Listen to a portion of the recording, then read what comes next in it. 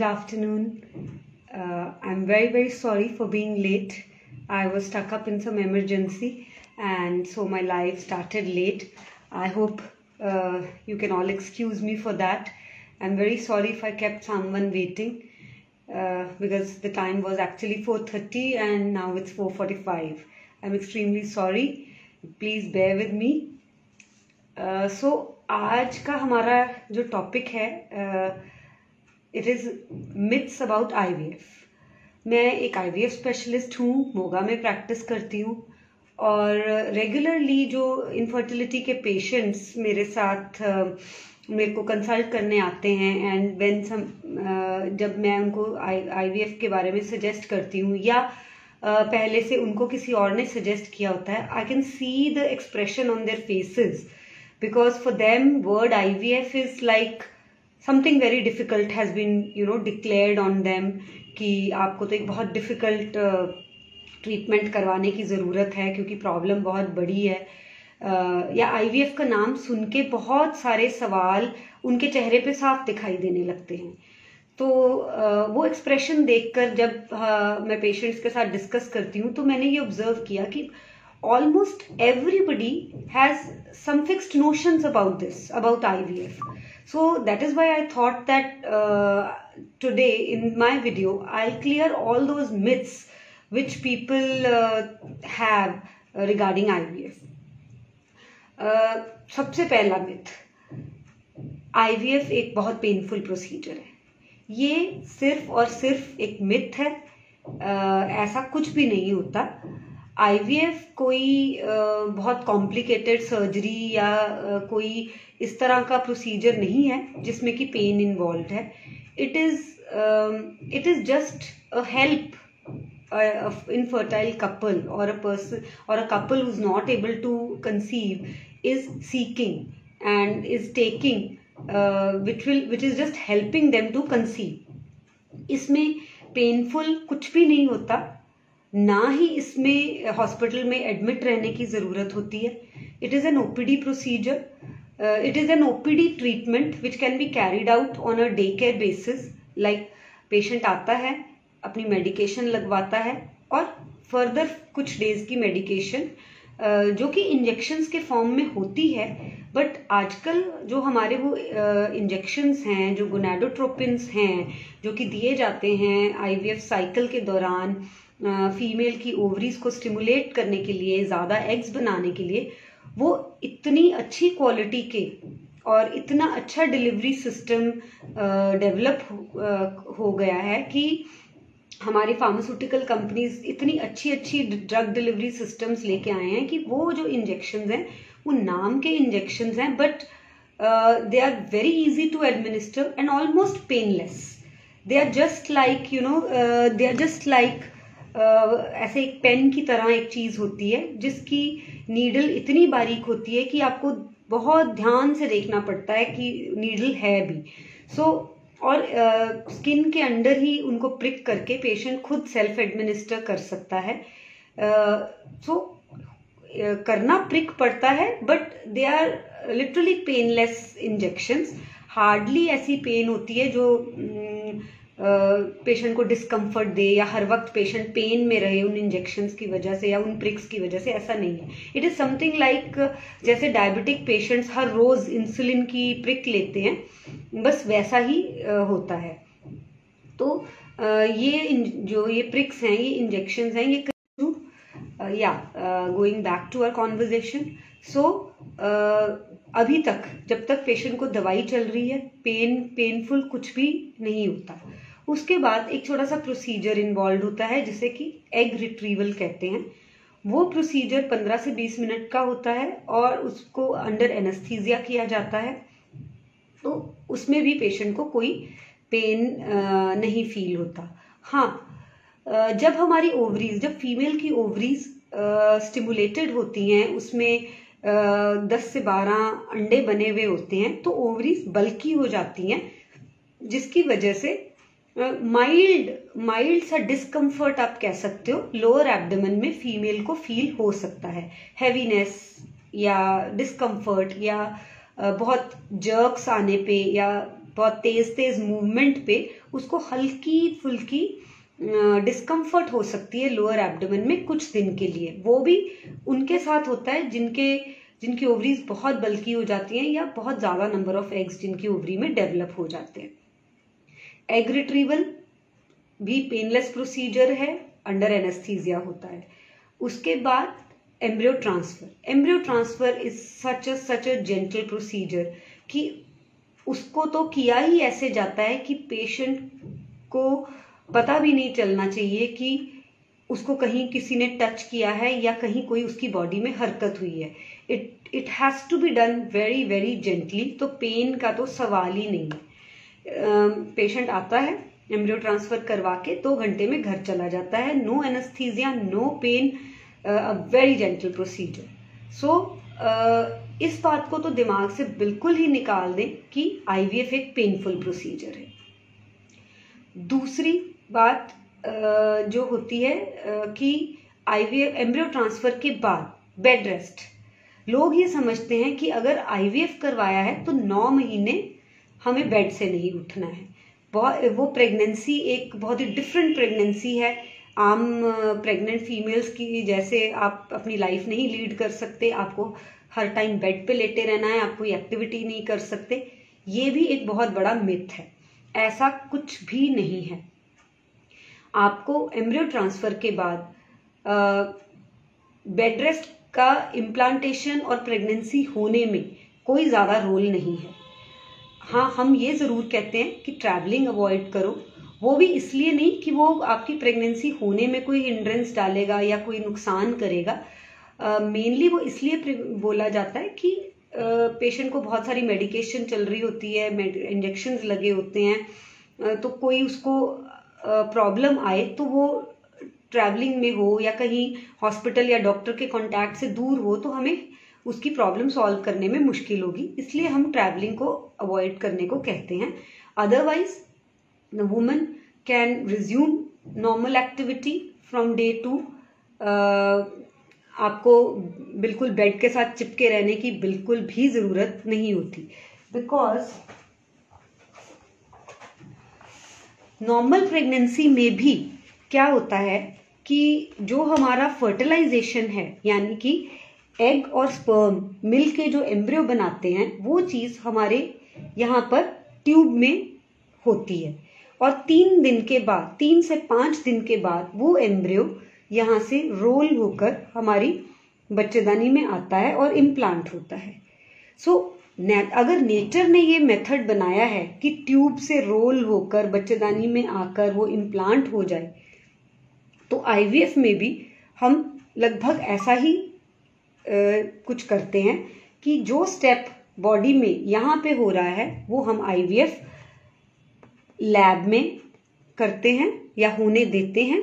और जैसे ही वो स्टेज एम्ब्रियो की आती है, जब वो एम्ब्रियो ने ट्यूब में से रोल होकर यूट्रस में आना था, हम उस एम्ब्रियो को लैब में से उठाकर नीचे से सो आप सोच सकते हैं कि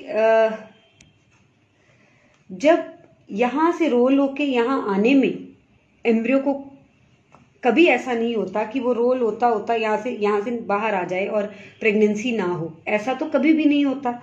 सो जब हमने उसको यहाँ से यहाँ रखा तो देयर इज नो चांस कि आपके अपराइट होने से, आपके चलने से वो नीचे आ जाएगा, गिर जाएगा या यहाँ पे जड़ नहीं पकड़ेगा। So it is illogical to think कि अगर आप बेड रेस्ट नहीं करेंगे तो प्रेगनेंसी नहीं होगी, प्रेगनेंसी टेस्ट पॉजिटिव नहीं आएगा। सो अनरीजनेबली ज्यादा बेड पे चिपके रहना, उठना नहीं, चलना नहीं, इसकी बिल्कुल भी जरूरत नहीं होती। आप नॉर्मल एक्टिविटी कर सकते हैं अपने घर के अंदर, चलना फिरना, खाना पीना, बिल्कुल आप नॉर्मल रह सकते हैं। तीसरी जो मिथ है कि लोग समझते हैं कि आईवीएफ से पैदा होने वाले बेबीज अब नॉर्मल तो नहीं होते, क्योंकि यूजुअली लोगों को पता नहीं है कि आईवीएफ क्या है। They just think test tube baby, कि कुछ आर्टिफिशियल टेस्ट ट्यूब में क्रिएट हो रहा है लैब में, जैसे कोई केमिस्ट्री की लैब में कोई एक्सपेरिमेंट हो रहा है और कुछ प्रोडक्ट की मैन्युफैक्चरिंग हो रही है वैसा मैन्युफैक्चर करके हमारे यूट्रस में डाला जा रहा है, और ये क्या स्वाभाविक बच्चों से अलग होंगे, अबनॉर्मल होंगे, कोई अबनॉर्मैलिटी होने की चांस तो नहीं है, ये भी एक मिथ है। क्योंकि लोगों को आईवीएफ होता क्या है इसके बारे में नॉलेज नहीं है। सो ये एक इमेजिनरी एप्रीहेंशंस हैं जो लोगों के दिमाग में आती हैं कि लैब में कुछ कुक हो रहा है, लैब में कुछ बन रहा है, जिसकी वजह से क्या ये चांसेस तो नहीं है कि हमारे बच्चा दूसरे बच्चों से अलग हो या उसमें कोई अबनॉर्मैलिटी होने की चांस हो। ऐसा बिल्कुल भी नहीं है। IVF conceived conceptions are as normal as any natural pregnancy, because pregnancy only happens when the egg of a female and sperm of a male fuse together, fertilization happens, and then an embryo is formed which grows every day and eventually forms into a baby. तो IVF में सिर्फ और सिर्फ जैसे मैंने बताया एक step natural pregnancy से डिफरेंट हो रहा है। In fact I am wrong in saying that सिर्फ उसकी जगह डिफरेंट है, स्टेप्स कुछ भी डिफरेंट नहीं होता। सिर्फ एक पर्टिकुलर इवेंट हम अलग जगह पे करवा रहे हैं, बाकी सब कुछ नेचुरल प्रेगनेंसी जैसा ही होता है। एग फीमेल की बॉडी में प्रोड्यूस होता है पहले 12 दिन, जिसके लिए दवाइयां दी जाती हैं। एग को बाहर निकाला जाता है। स्पर्म एनीवेज मेल की बॉडी से बाहर ही आना होता है। जो काम यहाँ पे फेलोपियन ट्यूब के अंदर, यहां से एग निकला, यहां से स्पर्म आया, यहां फ्यूज हुआ, इस काम को हम IVF लैब में एक ऐसा वातावरण बनाकर, जो कि फीमेल की बॉडी के अंदर जैसा ही वातावरण उसको देते हैं, जिससे कि जो इवेंट यहाँ होना था वो हमारे लैब में इंक्यूबेटर में हो रहा है। और जौन से दिन जो एम्ब्रियो ने यूट्रस में आना था, हम उस एम्ब्रियो को लैब से उठाकर उसकी जगह पर, जिस जगह पर उसको उस दिन होना चाहिए, वहां पर प्लेस कर देते हैं। So the formation of the baby is happening in the same way. आपके एग, आपके स्पर्म से बेबी बन रहा है और वैसे ही ग्रो कर रहा है जैसे नेचर ने एक नेचुरली कंसीव्ड कपल को प्रेगनेंसी दी है। सो जितना चांस किसी नेचुरल कंसेप्शन में कोई अबनॉर्मैलिटी होने का है, उतना ही चांस एक IVF कंसीव्ड प्रेगनेंसी में होता है। IVF से कंजेनाइटल मैल्फॉर्मेशंस होने का रिस्क बढ़ता नहीं है। सो ये डर अपने मन से निकाल दें कि IVF से पैदा होने वाले बच्चों में अबनॉर्मैलिटी हो सकती है। चौथी बात, जो कि बहुत बहुत आम सवाल है, बहुत से लोग ऐसी बातें सुनकर ये मानते हैं कि IVF कर हम अपने बेबी का सेक्स चूज कर सकते हैं। ऐसा बिल्कुल भी नहीं है। जैसे कि मैं बार बार अपनी हर मिथ को एक्सप्लेन करने के लिए, मिथ को झुटलाने के लिए आपको बार बार IVF का प्रोसीजर एक्सप्लेन कर रही हूँ। So this time I will not explain what we do in IVF, as I have already told you 2-3 times in this conversation. जैसे कि मैंने बताया, एम्ब्रियो डे 5 का मैक्सिमम होता है, तो हम डे 5 से ज्यादा हम कभी भी उसको लैब में नहीं रखते। डे 5 पे it has to go into the uterus of the body. Naturally भी ऐसा होता है और IVF में भी हम ऐसा ही करते हैं। डे 5 तक वो एक ब्लास्टोसिस्ट की स्टेज में होता है। तब तक उसका कुछ भी ऐसा स्ट्रक्चर नहीं बना जिससे ये पता चल सके कि ये एम्ब्रियो आगे चल के मेल बनने वाला है या फीमेल बनने वाला है। इसलिए मेरी सबसे ये विनती है कि अगर कोई भी आपको ये कहता है कि IVF के थ्रू वो आपको एक मेल बेबी देना गारंटी कर सकते हैं, तो ये सरासर झूठ है। ऐसा हो ही नहीं सकता। IVF is only to help couples who are not able to conceive. It cannot be used for sex selection. Please इस बात को एक्सेप्ट कर ले और किसी के भी झांसे में न आए। ये सेक्स सिलेक्शन का प्रोसेस है ही नहीं, क्योंकि जब तक उस एम्ब्रियो का सेक्स डिसाइड होता है, सेक्स फॉर्म होना शुरू होता है, तब तक वो बेबी बहुत बड़ा हो जाना चाहिए, तभी हमें पता चलता है, तभी हम उसको उसके स्ट्रक्चर को देख के बता पाएंगे कि ये मेल है या फीमेल है, जो कि बॉडी के बाहर नहीं पता चल सकता। सो इसलिए IVF is never done for sex selection, it can not be used, so don't ever believe and don't keep this myth in your mind. Doctor के हमारे पास सिर्फ एक IVF लैब है और IVF स्पेशलिस्ट का रोल सिर्फ इतना है कि वो एक इनफर्टाइल कपल की प्रॉब्लम्स को आइडेंटिफाई करे, उसकी एग क्वालिटी को आइडेंटिफाई करे, IVF लैब के प्रोटोकॉल्स आइडियल स्टैंडर्ड्स के रखे, ट्रांसपेरेंसी से काम करे, पेशेंट के साथ उसकी प्रॉब्लम को डिस्कस करके उसके सॉल्यूशंस का एक फेयर सॉल्यूशन उनके लिए डिसाइड करे, और जो भी गेमीट्स की प्रॉब्लम है तो उनके साथ शेयर करे, उसका क्या सॉल्यूशन हो सकता है वो शेयर करे, सिर्फ उस चीज पे फोकस करे कि इस कपल को प्रेगनेंसी कैसे दी जा सकती है। इससे ज्यादा एक फर्टिलिटी स्पेशलिस्ट या एक डॉक्टर का कोई रोल नहीं होता। ये बात मैं इसलिए कह रही हूँ क्योंकि आमतौर पे लोग हमें आकर हमारे आगे हाथ जोड़ते हैं कि एवरीथिंग आपके हाथ में सब कुछ है, आप चाहो तो सब कुछ हो सकता है, जबकि ऐसा कुछ भी नहीं है। Sex of the baby, just because we have an IVF lab doesn't mean कि वी कैन कंट्रोल कि लड़का पैदा होगा कि लड़की पैदा होगी। ऐसा इंसान किसी भी इंसान के बस में नहीं है और ना ही फर्टिलिटी स्पेशलिस्ट के बस में है। सो प्लीज प्लीज इस बात को समझें और ये उम्मीदें इस प्रोसीजर से ना लगाएं। और अगर कोई IVF सेंटर या कोई प्रमोट करने वाले लोग आपको ये बोलते हैं तो ये सरासर गलत है।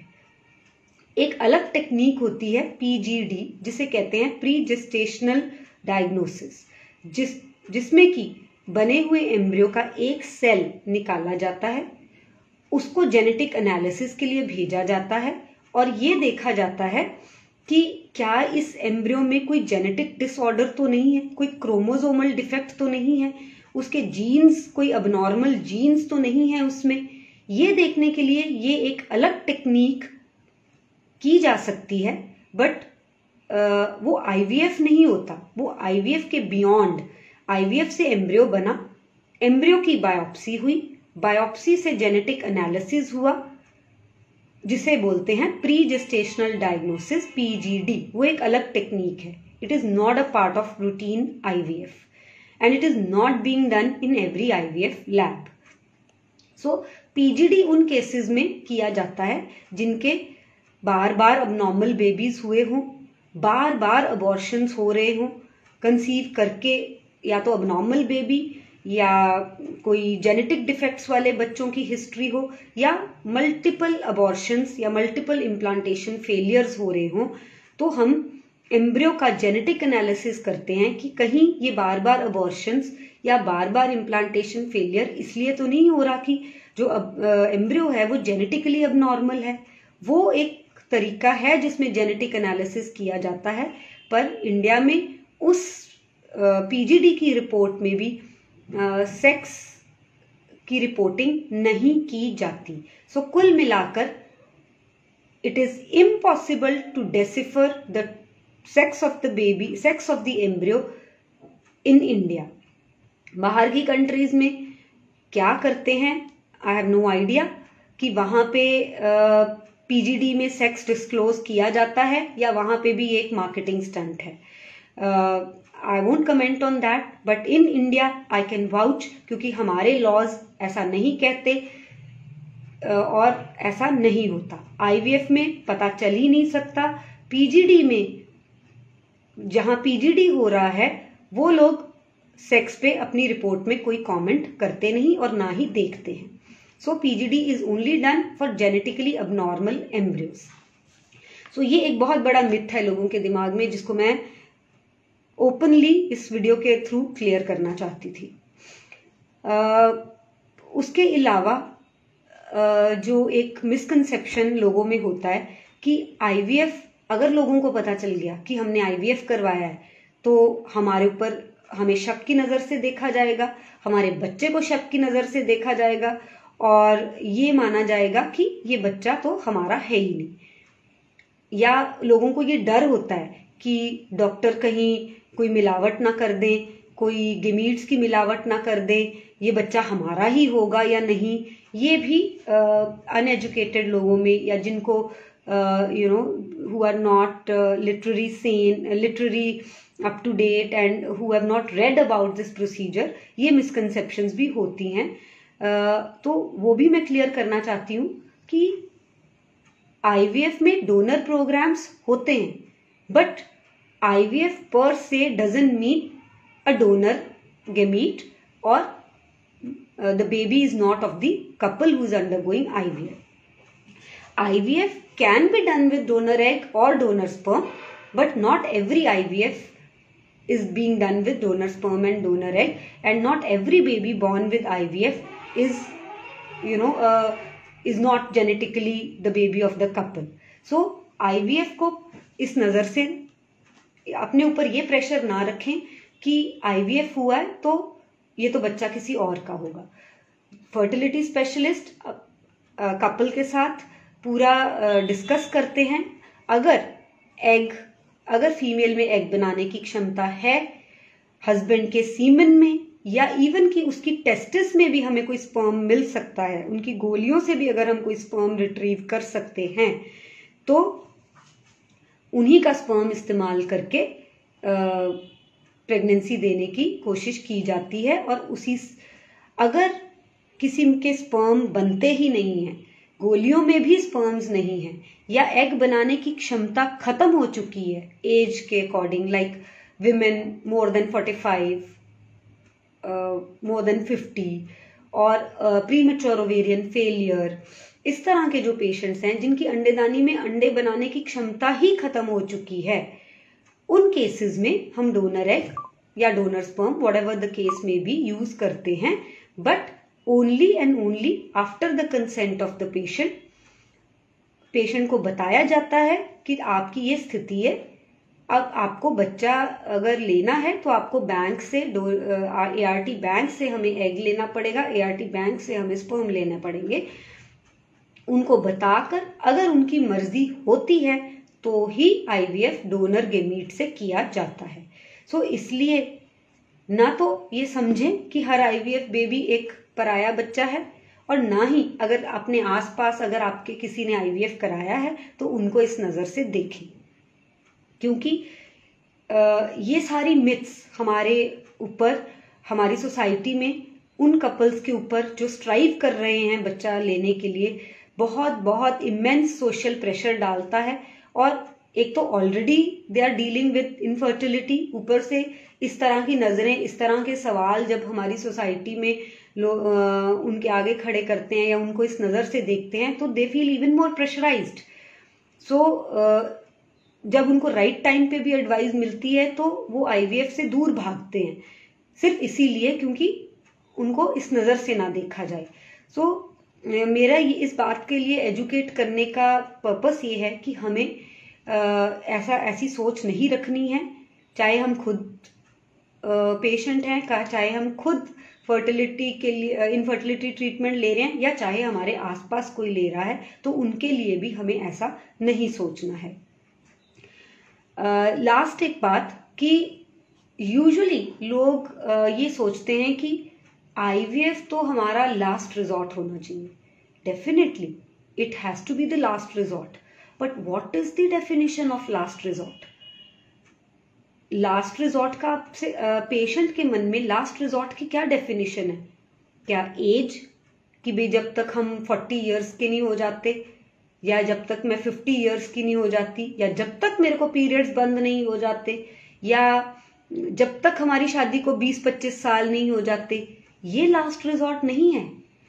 ये तो आपकी रिप्रोडक्टिव एज ग्रुप का एंड आ गया है, ये तो आपके रिप्रोडक्टिव एज ग्रुप का लास्ट आ गया है। ये आपका फर्टिलिटी कंसीव करने का last resort and resorting to IVF, which you consider as a last resort at the end of your reproductive career, is not a good option. Last resort होना चाहिए कि जब हमने सही टाइम पे रिप्रोडक्टिव एज में, यानी कि between the age of 30 to 35 या 36, हमने बाकी सारी तरह के साइंटिफिक ट्रीटमेंट्स ट्राई कर चुके हैं पर फिर भी हमें रिजल्ट नहीं मिला है, तो एज अ लास्ट रिजॉर्ट हम we will shift to IVF. But ध्यान रखने की बात यह है कि we do that in the reproductive age group. Reproductive age group से मेरा मतलब है जब कुदरती तौर पर आप बच्चा पैदा करने की क्षमता रखते हैं. After 35 with every passing year आपका बच्चा पैदा करने की क्षमता जो है आपकी वो रैपिडली फॉल करती है, और जैसे जैसे आप 40 के नजदीक जाते हैं वो उतनी तेजी से गिरती है. पीरियड आते रहना doesn't mean that you have the potential to give birth या to conceive. So last resort तो हमें रखना है, पर जैसे कि अगर किसी के स्पर्म ही नहीं बनते तो 20 साल वेट करना कि IVF तो लास्ट रिजॉर्ट है, IVF तो लास्ट रिजॉर्ट है, is not a good option. आप आयुर्वेदिक, होम्योपैथिक कुछ भी ट्राई करना चाहते हो, 6 months 1 year ट्रायल दें.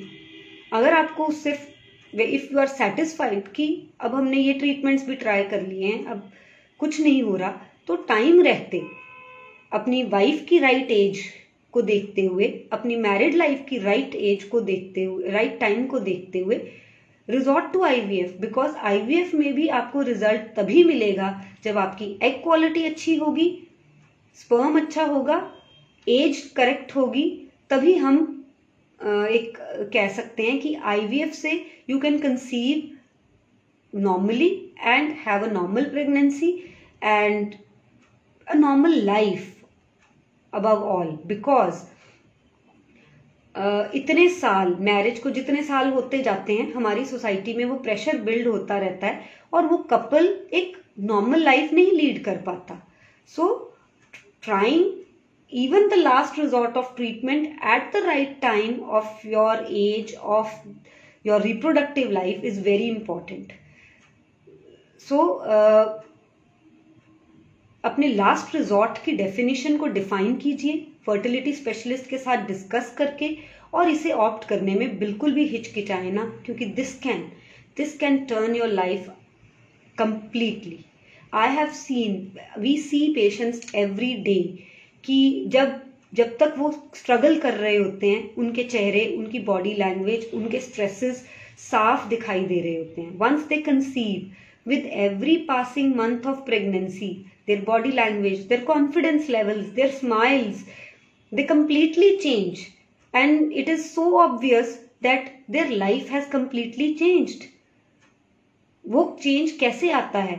क्योंकि आपके आसपास बातें फर्क होने लगती हैं, आपको देखने का नजरिया फर्क होने लगता है, आपकी अपनी फैमिली, आपके अपने फ्रेंड्स, आपकी अपना सोशल सर्कल अब आपको डिफरेंटली डील कर रहा है, अब आपसे डिफरेंट बातें कर रहा है, जो कि आपके स्ट्रेस को कम करता जाता है एंड आपको एक नॉर्मल इंडिविजुअल, एक नॉर्मल कपल की फीलिंग आने लगती है. So my only advice would be that please clear all your myths. It is not a painful procedure. It does not need any admission in the hospital. It does not need strict bed rest. इससे baby abnormal नहीं होते. इसमें ये last resort ज़रूर है, but last resort का decision timely लें और इससे घबराएं ना. आपके जो भी डाउट्स हैं आप अपने डॉक्टर से क्लियर करें. आसपास की लोगों की सुनी हुई बातें और एक्सपीरियंसेस से अपने अंदर के डर बढ़ाएं ना. हमारे सेंटर में जनरली हर सेंटर का एक ट्रीटमेंट प्रोटोकॉल बना होता है. हमारे सेंटर में आई ट्राई और मैं और मेरी टीम यही कोशिश करते हैं कि हम अपने पेशेंट का जो IVF का सफ़र है वो as much as possible normal रखें. उनके ऊपर इस ट्रीटमेंट का कोई स्ट्रेस ना आए apart from the financial stress which we can not help in. But yes, social, emotional, physical stress ना हो और एक कंफर्टेबल जर्नी बने, पेन फ्री जर्नी बने। हमारे जो ट्रीटमेंट प्रोटोकॉल्स हैं उसमें सिर्फ वो जो एग बनाने वाला टाइम है उसमें हम इंजेक्शंस प्रिस्क्राइब करते हैं, वो भी बहुत ही अच्छी कंपनी के इंजेक्शंस जो कि लिटरली पेनलेस होते हैं। उसके बाद हमारा जो ट्रीटमेंट प्रोटोकॉल है वो बहुत ही कंफर्टेबल है। हम पेशेंट्स को unnecessary painful prix, painful injection से सब्जेक्ट नहीं करते, और इस तरह की एडवाइस कि आप ये मत करो, वो हम उसकी लाइफ को और उसकी जर्नी को कंफर्टेबल से कंफर्टेबल रखते हैं। इसके लिए I can vouch, my patients can give testimony for this, that their IVF journey was very comfortable and convenient as far as the treatment part was concerned. We give full support to them. My staff is 24/7 available to help them to solve their queries. Even रात को 2-2 बजे patients हमारे staff को phone करते हैं and they are ready to help them, to answer them, and I am always available whenever they come to the hospital. We give personal attention to them.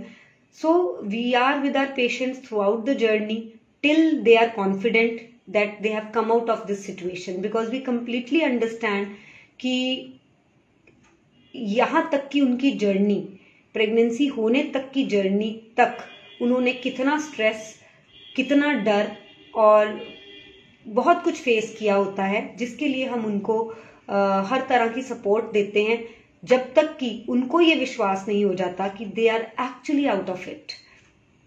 So the purpose of this video was only to remove the fears regarding this treatment. I hope I was able to do that, and now I can see some questions coming up.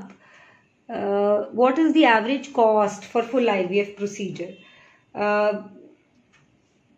The cost of a basic IVF actually differs. I know it differs from center to center, place to place, but basically it will range somewhere between 1 to 1.5 lakhs. बाकी it depends कि हम उस cycle में fresh transfer कर रहे हैं, frozen embryo transfer कर रहे हैं, फ्रीजिंग ऑफ एम्ब्रियोज इन्वॉल्व है कि नहीं, ब्लास्टोसिस्ट कल्चरिंग हो रही है कि नहीं, लेजर हैचिंग हो रही है कि नहीं. All these things add up to the cost. But yes, 1.25 lakh 1.5 lakh इतना तो मिनिमम आता ही है. Plus and minus 20,000-30,000 it can range of one cycle of IVF. What are the things that one should know in pregnancy? What? Where is to achieve the desired result? Ananya, actually I didn't get your question. What is the desired result? Are you asking about desired result in IVF, or what desired result?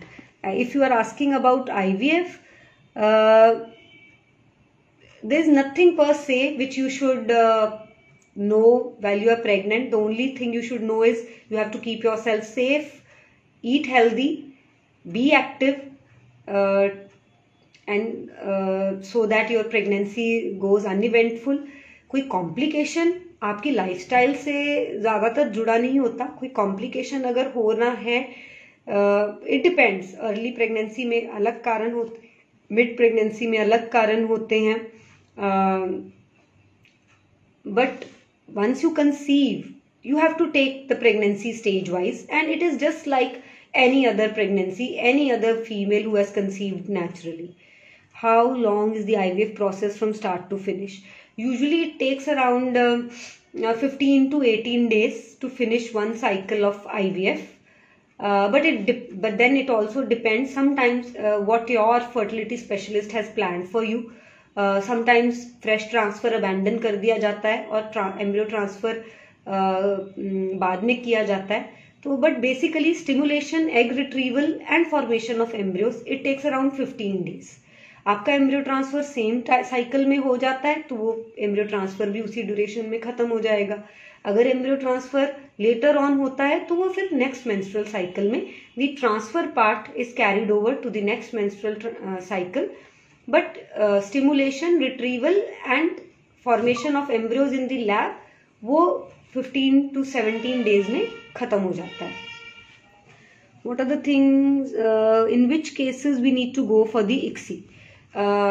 Anita, ICSI उन patients में ज़रूरत होती है जिनका sperm count बहुत कम है, like 2 million, 3 million, 4 million, below 10 million, या जिनके सीमन में कोई स्पर्म नहीं है और हमें उनके टेस्टिकल्स से स्पर्म रिट्रीव करना पड़ रहा है. टेसा एक प्रोसीजर होता है जिससे हम मेल की टेस्टिस में छोटा सा निक लगा के वहां से टिश्यू लेते हैं और उस टिश्यू में से स्पर्म ढूंढ निकालते हैं. क्योंकि वो स्पर्म मोबाइल नहीं होता और वो खुद से एग के अंदर नहीं जा सकता, तो ICSI का यूज करना पड़ता है. या इमेच्योर एग्स हो तो भी ICSI किया जाता है, या पेशेंट की कोई प्रीवियस IVF साइकिल की हिस्ट्री है कि फर्टिलाइजेशन रेट बहुत कम था तो और पिछले साइकिल में ICSI नहीं हुआ तो भी हम ICSI करते हैं. Can we get IVF treatment after 40? Yes, of course you can get after 40. The fertility specialist will check all the parameters of the female and then discuss whatever your case is, whatever your ovarian reserve is, and what are the chances. All that you should discuss with your doctor. And if you want to come to me, you are more than welcome.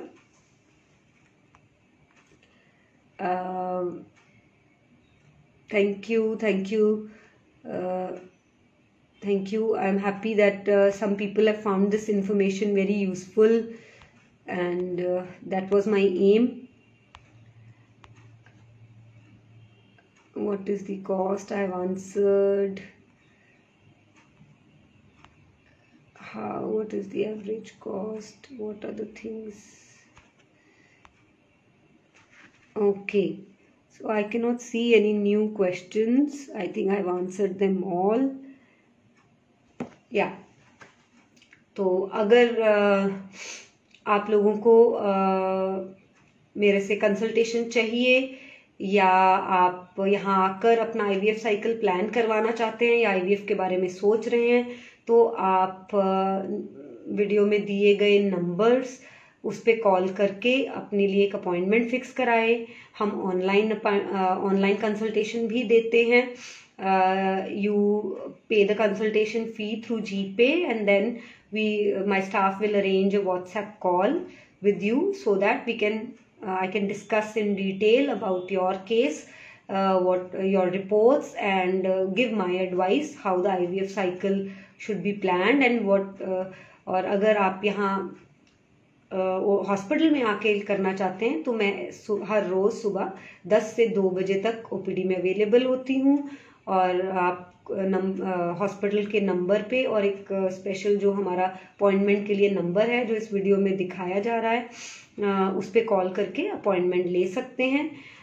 But बाकी सब discussion 1-to-1 जब patient उसकी reports doctor के सामने होती हैं तभी हम पेशेंट के सारे केस पे कंसंट्रेट करके उसको राइट एडवाइस दे सकते हैं. फोन पे हम without seeing the patient, without patient being in front of me with all his reports, it's very difficult to discuss things. So मैं यही कहूँगी कि if you want my advice or you want to come over to our hospital for IVF treatment, you are more than welcome.